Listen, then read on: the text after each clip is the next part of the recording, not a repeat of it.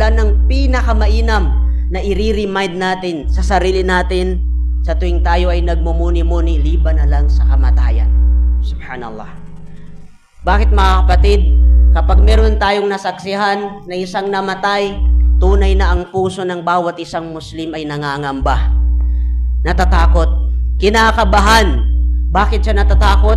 Sapagkat batid niya na balang araw ay darating din siya dun sa punto na yun na siya naman yung ililibing. Wala nang pinakamainam na i-remind natin sa sarili natin nang sa gayon ay manumbalik ang takot natin kay Allah subhanahu wa ta'ala, pagsunod natin sa kanyang kautusan at pag-iwas natin sa mga pinagbabawal ni Allah subhanahu wa ta'ala, sapagkat sabi ni Allah subhanahu wa ta'ala, kullu nafsin dha'iqatul maut. Lahat ng may buhay, sabi ni Allah subhanahu wa ta'ala, sila ay makakatikim sa kamatayan. Kaya kung papansinin natin ang ginamit na word doon sa surah na yun ay dha'iqa, ibig sabihin ay makakatikim. Mananampalataya ka man o hindi ka mananampalataya, 100% ang isang buhay, lahat ng may buhay ay makakatikim ng kamatayan. Isa kang mabuting tao, makakatikim ka ng kamatayan. Kapag isa kang masamang tao, makakatikim ka rin ng kamatayan. Subalit, magkaiba ang status ng kamatayan ng dalawang tao. Ang isang mabuting tao at ang isang masamang tao, hindi magkaparehas ang kanilang kamatayan, sapagkat dito pa lang sa mundo ay pinakita na ni Allah subhanahu wa ta'ala kung papaano mamatay ang isang tao na may pananampalataya, tunay na may takot kay Allah subhanahu wa ta'ala, at kung papaano ring mamatay yung mga tao na yun na hindi na sila nagsasawa sa paglabag sa kautusan ni Allah subhanahu wa ta'ala o pagsuway sa mga pinagutos ni Allah subhanahu wa ta'ala sa atin.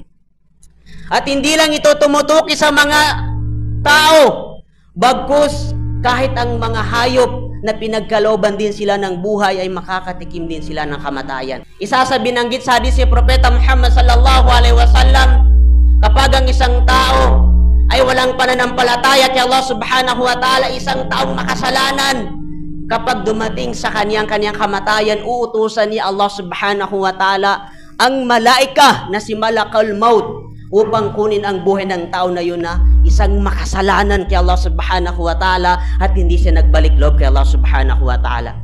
At pagdating ng mga malaika, hindi lang si Malakul Maut, bagkus darating ang mga malaika na nag-aanyo sila ng kulay itim. Subhanallah. Nakabalot ang mga malaikat na yun at nakakatakot ang kanilang mga itsura. Yan yung sandali na kukunin ni Malakul Maut ang buhay ng isang taong makasalanan kay Allah subhanahu wa ta'ala. At kailanman ay hindi man lang sumagi sa kanyang puso ang pagbabalik loob kay Allah subhanahu wa ta'ala.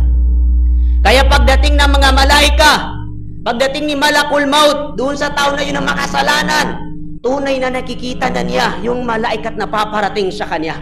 Kahit hindi man nakikita ng mga tao na wala pang kanilang takdang oras sa panahon na yun, bagamat yung tao na yun na inabutan ng kamatayan, isang makasalanan, tiyak na nakikita niya kung gaano nakakatakot ang itsura ng mga malaikat na yun na siyang kukuha sa kanyang buhay. Kaya kapag kukunin na ni Malakul Maut ang buhay ng tao na yun, ang sasabihin ni Malakul Maut, ukhruji ila sakhatin minallahi wa ghadab. Ang sasabihin sa kanya ni Malakul Maut, o ikaw na kaluluwa, isang madumi, isang masamang kaluluwa, ruh, lumabas ka na sa akin patungo sa puot at galit ni Allah subhanahu wa ta'ala. Subhanallah. Dito pa lang sa mundo ay mararamdaman ng isang taong makasalanan, madumi ang kanyang kaluluwa, kung papaano kukunin ni Malakul Maut ang kanyang buhay. Samantala, ang isang taong mananampalataya kay Allah subhanahu wa ta'ala, kapag dumating sa kanya ang kanyang ajal, ang kanyang kamatayan, ang bababa sa kanya ay ang mga malaika kasama si Malakul Maut na ang kanilang mga mukha ay napakaliwanag. Subhanallah. Kumikinang ang kanilang mga mukha, bababa sila dun sa tao na yun na dumating ng kanyang ajal. Subalit ang tao na ito ay kabilang siya sa mga tao na mananampalataya. Hindi man ganun kalawak ang kanilang kaalaman sa pananampalatayang Islam, pero ang kanilang puso ay ginintuan ng takot kay Allah subhanahu wa ta'ala o pananampalataya kay Allah subhanahu wa ta'ala. Kaya kapag kukunin na ni Malakul Maut ang buhay ng tao na yun na may takot kay Allah subhanahu wa ta'ala, ang sasabihin ni Malakul Maut sa kanya, ya ayyatuhan nafsu tayyibah, o ikaw na kaluluwa, ikaw na buhay, na isang malinis na buhay, isang malinis na kaluluwa. Sabi ni Malakul Maut, ukhruji ila maghfiratin minallahi wa ridwan, lumabas ka na sa akin, sabi ni Malakul Maut, patungo sa kapatawaran ni Allah subhanahu wa ta'ala at habag ni Allah subhanahu wa ta'ala sa kanyang mga mananampalataya. Subhanallah. Kaya hindi natin napapansin, mga kapatid, maraming mga tao na may pananampalataya kay Allah subhanahu wa ta'ala. Kung titignan natin ang kanilang mga mukha, ay napakaaliwalas ng kanilang mga pagmumuka noong sila'y dinatnan ng kamatayan. At may mga tao pa rin, dahil sa kanilang taglay na pananampalataya, habag na pinagkaloob sa kanila ni Allah subhanahu wa ta'ala, noong sila ay inabutan ng kamatayan, kinuha ni Malakul Maut ang kanilang buhay. Sa halip na sila ay nakasimangot, ang kanilang mga mukha ay natutuwa. Nakangiti ang kanilang mga itsura dahil kabilang yung sa palatandaan na sila'y kinalulugdan ni Allah subhanahu wa ta'ala. At ang nanaisin ng kaluluwa na yun ay hindi na magtatagal ang mundo. Ang pinagduduan niya kay Allah subhanahu wa ta'ala, ya Rabbi aqimis sa'a, aqimis sa'a, ya Rabbi aqimis sa'a, o aking Panginoon, gunawin mo na ang mundo nang kami ay makarating sa araw ng paghuhukom, dahil hindi na niya natitiis ang mga gantimpala ng kanyang pagsamba kay Allah subhanahu wa ta'ala. Gustong-gusto na niyang makamit ang paraiso ni Allah subhanahu wa ta'ala. Kaya sabi ni Allah subhanahu wa ta'ala sa suratul Fussilat, para doon sa mga tao na yun na may pananampalataya kay Allah subhanahu wa ta'ala, nagtaubat sila kay Allah subhanahu wa ta'ala, kapag dumating sa kanila ang kanilang kamatayan, kinukomfort sila ng mga malaika ni Allah subhanahu wa ta'ala.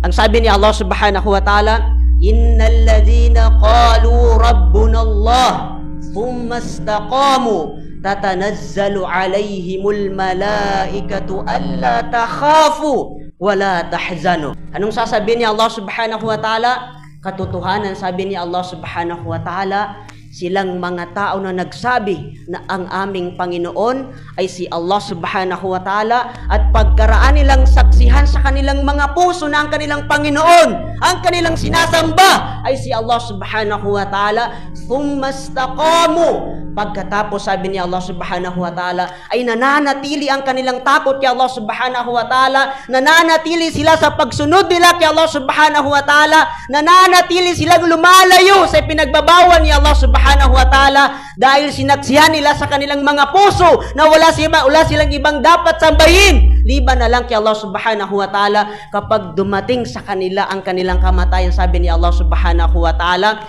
bababa sa kanila ang mga malaika ni Allah subhanahu wa ta'ala, na ito ay inutusan ni Allah subhanahu wa ta'ala upang bigyan ng comfort yung tao na yun ay isang mananampalataya kay Allah subhanahu wa ta'ala. Pagdating ng mga malaika, ang kanilang sasabihin, la takhafu wa la tahzanu, huwag kang mangamba, sabi ng mga malaika, at huwag kang matakot, sapagkat kami ang bahala sa inyong pamilya, sa inyong mga mahal sa buhay na iyong maiiwanan sa mundo. At nandyan sabi ng mga malaika, ang paraiso ni Allah subhanahu wa ta'ala na ipinangako sa iyo ni Allah subhanahu wa ta'ala nung ka nasa mundo.